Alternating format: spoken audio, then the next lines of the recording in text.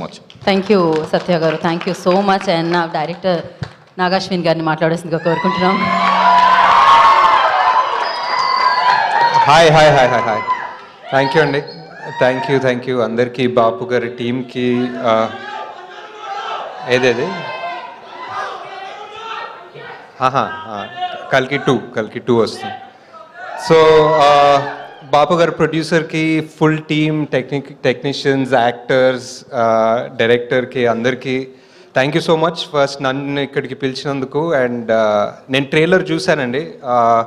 Trailer చూసిన తర్వాతే బ్రహ్మాజీ గారు కాల్ చేశారు actually. So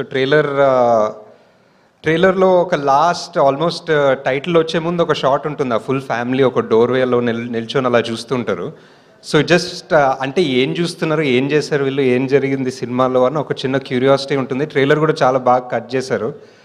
and it felt like a really good film. బాగుంది సార్. మీ fan sir, thank you sir. మీరు మీ స్పీచ్కి fan also sir. So just అంటే ఇప్పుడు కల్కి పెద్ద బడ్జెట్, అలా ఇది చిన్న బడ్జెట్ అలా పెట్టుకోకుండా మన తెలుగు సినిమా ఆడియన్స్ బేసిక్లీ ఎంత మంచోళ్ళు అంటే, సినిమా బాగుంది అంటే ఫస్ట్ షో సెకండ్ షో లోపల టాక్ వెళ్ళిపోతుంది. సెకండ్ డే హౌస్ఫుల్స్ ఉంటాయి. అండ్ థర్డ్ డే నుంచి మళ్ళీ తండేలు అన్నారా. High. So yeah, just beautiful అండి. సో ఐ థింక్ ఈ సినిమా అన్ని గుడ్ వైబ్స్ ఉన్నాయి. ట్రైలర్ చాలా బాగుంది, మ్యూజిక్ చాలా బాగుంది. అండ్ కాస్ట్ ఆబ్వియస్లీ అందరు చాలా talented, each and every one. అంటే మనీ కూడా మన మేమ్ ఫేమస్లో ఉన్నాడు, అండ్ మేల్లో కూడా చేశాడు. అండ్ చాలా ఇంటెన్స్ ఉంటాడు స్క్రీన్ మీద. బ్రహ్మాజీ గారి గురించి ఎక్కువ చెప్పనవసరం లేదు, అందరు ఆల్రెడీ చెప్తారు. సార్ జాతి ఒక్క మాట చెప్పమంటారా సార్? మన డైలాగ్ ఏంటి సార్ జాతిరత్నాల్లో? నాలెడ్జ్ ఎంత నాలెడ్జ్ ఉంది సార్ మీకు అసలు సినిమాల్లో. So great sir. Wishing the entire team all the best. Thank you for coming. And will see you theatres 21st February. Sir మీ బాపు గురించి అందరూ మా బాపు గురించి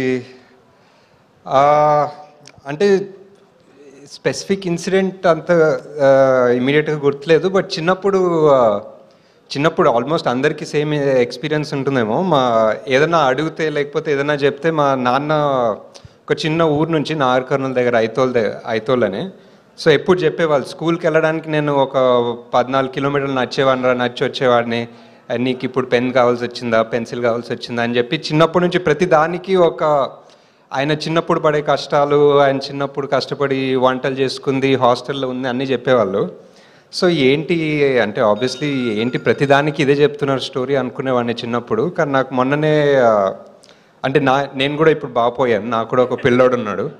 సో 2-3 years బ్యాక్ నేను కూడా రిషి గారికి అదే చెప్తున్నాను అనమాట, నా చిన్నప్పుడు ఎంత కష్టం ఉండేది తెలుసారా నీకు అని. సో అప్పుడు వెళ్ళి బాపుకి హక్ చేసుకోవాలనిపించింది బేసిక్లీ. అంతే ఇంకా, that's all. Thank you. Thank you so much. అందరు బాపులు ఇంతే అండి. And thank you so much ప్రతి ఒక్కరికి, వేదిక మీద ఉన్న వారందరికీ మరొకసారి కృతజ్ఞతలు తెలియజేసుకుంటున్నాను.